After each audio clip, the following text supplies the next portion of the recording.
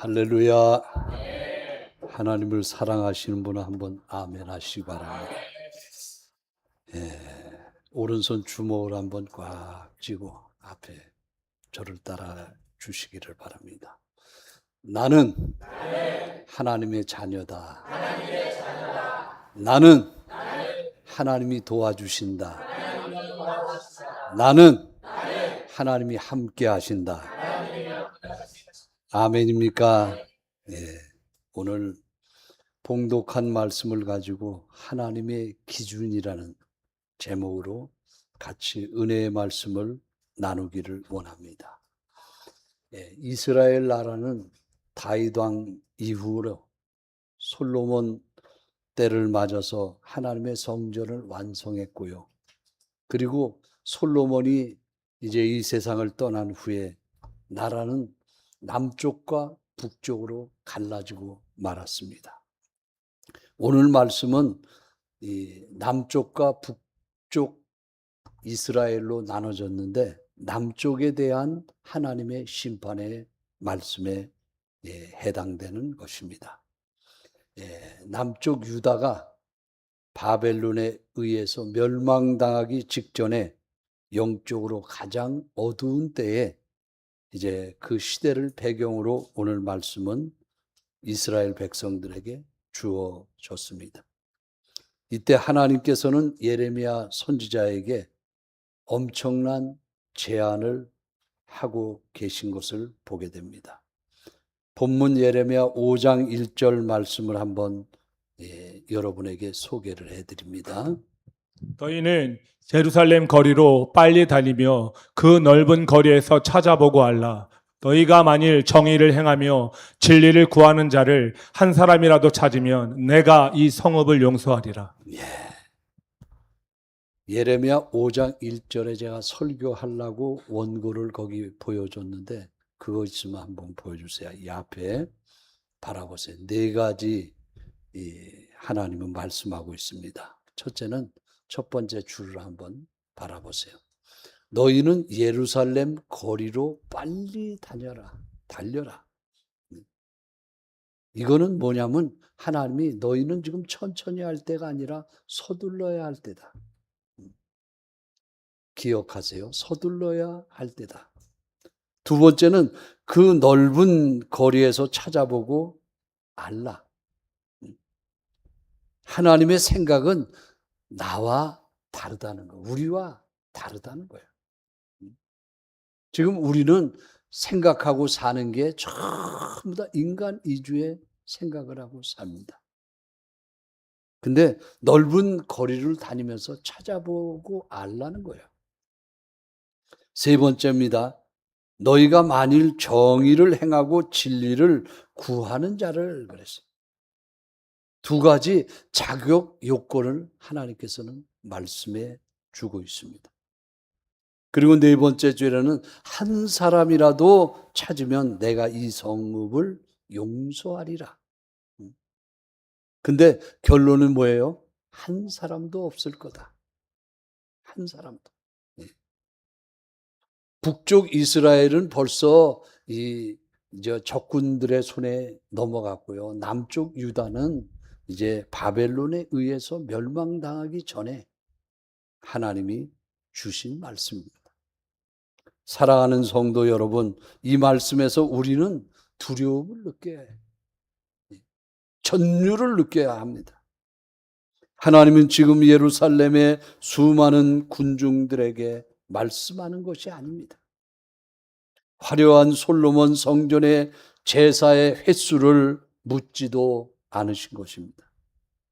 하나님이 예루살렘에게 묻고자 하는 것은 단 한 사람입니다. 한번 따라합니다. 하나님은 한 사람을 찾고 계신다. 한 사람을 찾아요. 한 사람. 정의를 행하며 진리를 구하는 자 한 사람을 하나님은 찾고 계신 줄 믿으시기를 바랍니다. 그래서 오늘 이 예배를 통해서 하나님이 찾으시는 진짜 기준은 무엇인가 하는 것을 듣고자 하는 것입니다. 예를 들면 사람은 외모를 중요하게 봅니다. 겉사람을 중요하게 여깁니다. 그래서 오늘도 안내 보는 뒤에서 권사님이 이제 들어오는 성도들 한 사람 한 사람 혹시 제 생각이에요. 겉모습을 보고 인사했다면 여러분은 어떻게 생각하십니까? 그러시지 않았을 거예요. 근데 하나님이 보시는 것은 성전에 들어올 때 겉모습이 아니라 차를 뭘 타고 왔느냐 그걸 보는 게 아니라 하나님은 우리의 중심을 보시는 줄 믿으시기를 바랍니다. 또 한 가지, 사람은 숫자를 중요하게 생각해요. 그래서 이 회사 어디 다니냐 물어봤을 때, 남자에게 물어봤을 때, 저 삼성 다니는데, 그럼, 야, 그거 큰 회사 아니야? 응? 사람은 숫자를 중요하게 여겨. 응? 어느 교회 다니냐? 그거 지하실에 있는 조그만 교회 아니냐고. 그러나 하나님은 숫자를 보시는 게 아니라 거기에 모인 사람들 중에 진실을 찾아보시는 줄 믿으시기를 바랍니다. 또 한 가지, 사람은 성공한 것을 기준으로 삼아요. 성공했느냐? 그런데 하나님은 거룩을 기준으로 삼고 바라보시는 줄 믿으시기를 바랍니다. 오늘 본문에서 하나님은 예레미야에게 예루살렘을 샅샅이 살펴보라고 말씀하고 있습니다. 그 예루살렘을 살펴보라는 것 중에서 거기서 한 사람이라도 하나님의 공의를 행하며 진리를 구하는 자가 있는가 살펴보라는 거예요. 그러면 내가 이 성을 멸망하지 않고 이 성을 용서하고 구원해 주시겠다는 거예요. 창세기 19장 29절 말씀을 여러분 앞에 소개해 드립니다. 하나님이 그 지역의 성을 멸하실 때, 곧 롯이 거주하는 성을 엎으실 때에 하나님이 아브라함을 생각하사 롯을 그 엎으시는 중에 내보내셨더라. 소돔과 고모라 성을 하나님이 들러 엎으셨을 때가 있었어요. 그 계획을 가지고 있는데 아브라함이 기도합니다. 아브라함 한 사람이 하나님 앞에 간절히 기도했을 때 그 소돔과 고모라 성을 엎으시는 것을 하나님께서는 생각하셨다 그랬어요. 여기서 놀라운 진리를 발견할 수가 있는 것입니다. 아무리 죄악의 도시지만 의인 10사람만 있으면 소돔과 고모라 성을 멸망하지 않겠다고 했어요. 처음에는 50명에서부터 출발을 했어요. 하나님, 그 성에 50명의 의인이 있으면 멸망하지 않겠습니까? 그래. 아브라함이 가만히 생각해 보니까 50명이 안 될 것 같아요. 하나님 죄송합니다. 숫자를 정정하겠습니다. 45인이면 괜찮겠습니까? 그래, 45인을 찾으면 그 성을 멸망하지 아니라. 근데 45명도 생각해 보니까 안 돼요. 그래서 하나님 죄송합니다. 40명 찾으면 괜찮겠습니까? 그렇게 해서 내려간 것이 의인 10사람까지 내려갔어요. 그러므로 우리가 생각할 것은 첫 번째, 하나님이 보시는 기준은요, 진리를 찾는 한 사람입니다. 한 사람. 다시 말하면 진짜가 있느냐, 그것을 살펴보라는 거예요. 오늘 하나님께서 예배하는 우리 교회에 오셔서 말씀하신다면 이 가운데 몇 사람이 모였느냐가 아니라 진짜가 한 사람이라도 있느냐 하는 것을 보신다는 거예요. 예루살렘 거리를 구석구석 뒤지면서 한 사람을 찾아보라고 말씀하고 있습니다. 그 한 사람은 영웅이 아닙니다. 정의를 행하고 진리를 구하는 한 사람을 찾고 있는 것입니다. 예레미야 5장 2절 말씀을 여러분 앞에 소개를 해드립니다. 그들이 여호와께서 살아계심을 두고 맹세할지라도 실상은 거짓 맹세니라. 사람들이 너도 나도 막 맹세하고 이제 하나님 이것은 진짜입니다. 하나님 나를 믿어주세요. 그렇게 얘기하지만 실상은 거짓 맹세다 그랬어요. 당시의 예루살렘 사람들은 여호와의 이름을 부르면서 맹세하기를 좋아했습니다. 그들의 예배는 살아 있었고 종교적 언어들은 난무했었습니다. 겉보기에는 아무런 문제가 없어 보였습니다. 그러나 하나님은 단호하게 말씀하십니다. 그들의 실상은 거짓 맹세를 하고 있다라는 거예요. 이 말씀은 오늘 우리 예배드리는 자들의 가슴을 찌르는 말씀이기도 합니다. 우리는 강단에서 거룩한 언어를 사용하고 있습니다. 하나님의 영광 오직 예수 하나님께 감사를 외치며 예배를 드립니다. 그러나 우리의 삶의 현장 속에서는 아무도 보지 못하는 골방에서 실상은 어떠한지 생각해 보셨습니까?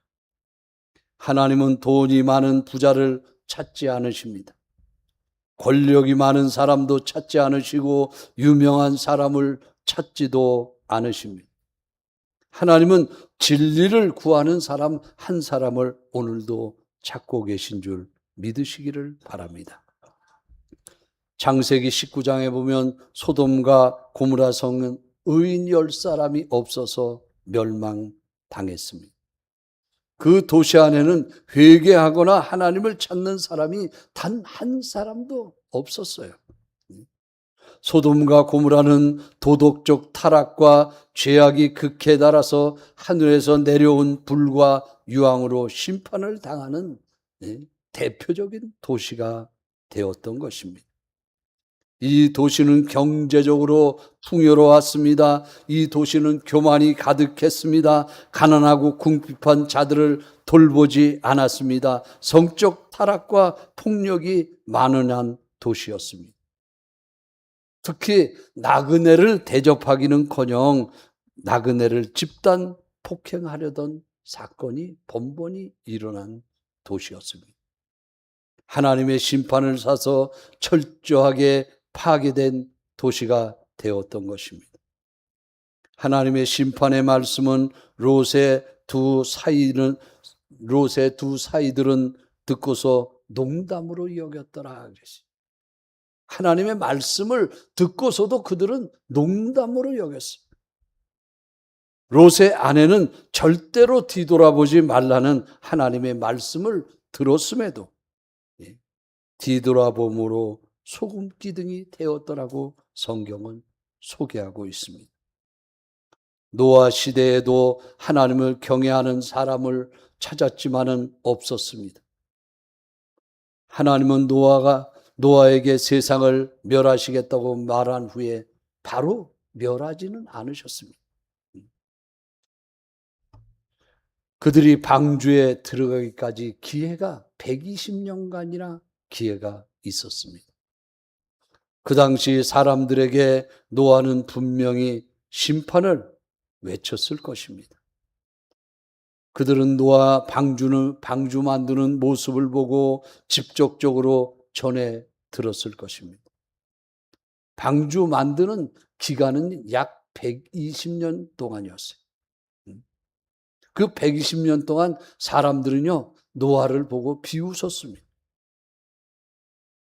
방주를 어디다가 만들라고 합니까? 방주는 배 아닙니까? 근데 산 꼭대기에다가 배를 만들어. 그러니까 사람들의 조롱거리가 되었어요. 아니, 배를 만들려면 가장 낮은 곳에 바닷가 근처에다가 배를 만들어야지 왜 산 꼭대기에다가 그걸 만들어?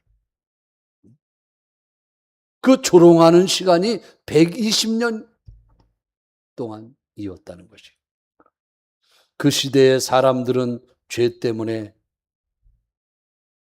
하나님은 화가 나시고 심판을 계획하신 것은 맞습니다만 그들은 직접적으로 하나님의 말씀을 듣지 않았습니다. 언제까지 안 들었습니까? 방주에 들어가기까지, 방주의 문이 닫힐 때까지 듣지 않았습니다. 홍수가 나서 문이 닫히는 순간에 그들은 방주로 들어가지 않았습니다. 노아의 방주의 문이 닫히기 전에 들어가기만 했다면 그들은 어떤 죄를 졌던 간에 구원을 받았을 줄 믿으시기를 바랍니다. 홍수전에 노아가 방주에 들어가기 전까지 사람들은 먹고 마시고 쉴까고 장가고 했다고 성경은 기록하고 있습니다. 홍수가 나서 저희를 다 멸하기까지 깨닫지 못하였으니 인자의 임함도 이와 같으리라고 하나님은 말씀했습니다. 오늘도 하나님은 묻고 계십니다. 교회를 다니는데 진리를 사랑하는 사람이 과연 있느냐라는 것입니다. 예배를 드리지만 마음은 세상에 가 있는 분은 없느냐고 묻습니다. 기도는 하지만은 그 기도한 내용대로 정말 순종하며 사느냐를 묻고 있는 것입니다. 두 번째입니다. 하나님의 기준은 두 번째, 회개하고자 하는 마음이 있는가 하는 것입니다. 한번 따라합니다. 회개하고자 마음이 있는가? 회개하려고 하는 마음이 있는가? 예레미야는 이스라엘의 완악함을 보며 하나님께 탄식하고 있는 것입니다. 예레미야 5장 3절 말씀을 소개를 해드립니다. 여호와여, 주의 눈이 진리를 찾지 아니하시나이까? 주께서 그들을 치셨을지라도 그들이 아픈 줄을 알지 못하며 그들을 멸하셨을지라도 그들이 징계를 받지 아니하고 그들의 얼굴을 바위보다 굳게 하여 돌아오기를 싫어하므로. 하나님이 그들을 책망하시고 그들을 쳤을지라도 그들이 아픈 줄을 몰라요. 꼭 매를 때려서만 아픕니까? 여러분이 말씀을 듣고도 하나님의 말씀이 생각나서 하나님의 말씀이 깨달아져서 마음속에 아픔을 느끼게 되시기를 바랍니다. 하나님은 그들이 돌이키기 위해서 징계하면서 치셨다고 했습니다. 그러나 그들의 반응은 어떻습니까? 아픈 줄을 알지 못하고 얼굴을 바위보다 굳게 하여 돌아오기를 싫어했다. 성경의 표현은 그의 얼굴이 바위보다 굳었다 그러죠. 영적인 나병에 걸린 것입니다. 나병의 무서운 것은 뭐냐면 통증을 느끼지 못한다는 거예요. 병 중에서 무서운 병이 있는데 아픈 거, 여기 사람 살려, 여기 좀 살려주세요. 119가 왔으면 막 소리를 지릅니다. 버스 한 대가 뒤집혀서 이제 119가 왔는데 어떤 사람을 먼저 구하는지 아십니까? 소리치는 사람은 안 구해요. 아직 살만한 거예요. 근데 움직이지도 않고 숨도 잘 안 쉬고, 사고가 났는데 비명조차도 지르지 못하는 사람들이 있어요. 사랑하는 여러분, 성경에 보면 다윗은 회개했어요. 밧세바와 문제 우리아의 살인을 은폐하다가 나단 선지자의 책망을 듣고 다윗은 눈물로 통회하면서 자복합니다. 다윗은 하나님 앞에 부끄러운 죄악을 저질렀어요. 그리고 마치 완전 범죄한 사람처럼 잘 숨어서 지냈습니다. 그 기간이 어느 정도인지 아십니까?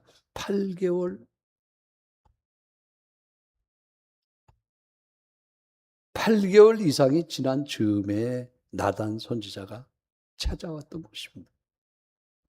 다윗의 마음은 8개월 동안 어떠했을까요? 그는 깊은 어둠의 밤을 보내고 있지는 않았을까요? 죄인은 어둠 속에서 살게 됩니다. 영적 침체기를 가질 수밖에 없었을 것입니다. 그러한 다윗을 향하여 8개월 이상을 기다리시던 하나님은 드디어 나단 선지자를 통해서 다윗을 어두움 가운데서 이끌어 내려고 하셨습니다. 다윗을 다윗되게 한 가장 큰 것 중에 하나는 바로 자신의 죄를 인정하는 것이었습니다. 이 순간 다윗의 생애에서 어쩌면 가장 중요한 순간이었을 것입니다. 나단이 다윗의 죄를 지적할 때 이제 나단이 없는 이야기를 꾸며낸다고 말하고 그를 정죄할 수 있었을 것입니다. 사실 나단이 말한 부자와 가난한 사람 이야기는 만들어낸 이야기인 것입니다. 그러니 말꼬투리를 잡아서 나단을 몰아붙일 수도 있었습니다. 그러나 그렇게 한다고 해서 죄가 없어지는 것은 아닙니다. 다윗은 아마 8개월 동안 세월 가운데 죄 가운데 사는다는 것이 얼마나 아프고 얼마나 괴롭고 하나님 없이 산다는 것이 얼마나 두려운 것인지를 뼈저리게 느꼈을 것입니다. 그래서 이제 자신의 죄가 지적되었을 때 솔직하게 자신의 죄를 인정한 것입니다. 죄를 인정하지 않으면 없어지는 것이 아니라 죄가 숨겨진 것입니다. 그리고 그 안에서 더욱더 큰 영향력을 미치게 된다는 것을 다윗은 깨달았을 것입니다. 다윗이 자신의 죄를 하나님께 범죄했다는 것을 알고 회개했습니다. 그의 죄는 즉각적인 용서함을 받은 줄 믿으시기를 바랍니다. 죄라는 것은 빨리 인정할 때 하나님께서는 빨리 용서해 주시는 것을 여러분 믿으시기를 바랍니다. 다윗이 받아야 했던 벌을 가볍게 여기지 마시기를 바랍니다. 우리는 마지막 심판의 때에 하나님 앞에 선악간 심판받을 일이 있는데 그것을 가벼이 여기지 마시기를 주님의 이름으로 축원해 드립니다. 지나온 얘기입니다만 2015년에 우리나라 청소년 정직 지수 조사 결과라는 것이 발표한 적이 있습니다. 고등학생 100명 중 56명가량이 10억이 생긴다면, 만약에 당신에게 10억이 생긴다면 1년 정도 감옥에 가도 괜찮다라고 생각하는 사람이 100명 중 56명이었다는 거예요. 1년 동안 감옥에 들어가 있는 한이 있더라도 10억이 생기면 괜찮다. 다윗과 함께 또 한 사람을 소개를 해드립니다. 가룟 유다예요. 하나님의 말씀 앞에 가룟 유다는 끝까지 돌아오지 않은 대표적인 사람입니다. 그런 뉘우침과 일반적인 회개의 차이는 다음과 같이 요약하고 있습니다. 가룟 유다는 예수님을 은 30에 팔아넘긴 후에 자신의 행동을 뉘우쳤습니다. 그래서 은을 성소에 던져놓고 스스로 가서 목매달아서 죽었습니다. 신학적으로는 이는 구원에 이르는 회개가 아닌 뼈저린 후회로 해석되고 있는 것입니다. 자신의 죄를 하나님께 용서받지 못하고 스스로 해결하려다가 비극적인 결말을 맞은 대표적인 사건입니다. 하나님은 완전한 사람을 찾지 아니하십니다. 회개하는 사람을 찾으시는 줄 믿으시기를 바랍니다. 세 번째, 하나님의 기준은 무엇입니까? 하나님은 하나님을 경외하고 있는가? 한번 따라합니다. 하나님을 경외하는가? 오늘 하나님이 찾으시는 단 한 사람이라는 것은 뭐냐면 하나님 경외하는 사람을 찾고 계셔요. 경외라는 말은 무엇입니까? 하나님 앞에 나와 예배할 때 두렵고 떨림으로 예배한다. 하나님이 무서운 폭군이라서, 하나님이 깡패라서 두렵고 떨린다는 얘기가 아니에요. 너무나 거룩한 분 앞에, 우리가 거룩한 분 앞에 서 있기 때문에 두렵고 떨림으로 예배하는 줄 믿으시기를 바랍니다. 예레미야 선지자는 예루살렘에 가서 사람들을 찾아보라 그랬어요. 처음에는 가난한 사람들에게 가봤더니 전혀 관심이 없습니다. 왜 관심이 없냐? 먹고 사느냐고 힘들어서 이제 예배에 관심을 둘 시간이 없습니다. 그래서 예레미야는 저들이 배우지 못해서, 무지해서, 율법을 몰라서 그렇겠거니 생각했습니다. 그래서 이번에는 이제 돈 많고 많이 배운 이제 지도자들을 찾아갑니다. 그런데 그들의 죄악은 더욱 심각했습니다. 그들은 하나님의 말씀을 알고 있으면서도 더 큰 범죄를 저지르고 있었던 것입니다. 그들은 오히려 의도적으로 하나님의 명예를 꺾고 하나님의 결박을 끊어버렸습니다. 성경을 지식적으로는 잘 알고 있었지만 삶으로서 순종하기를 거부했던 자들이기도 했습니다.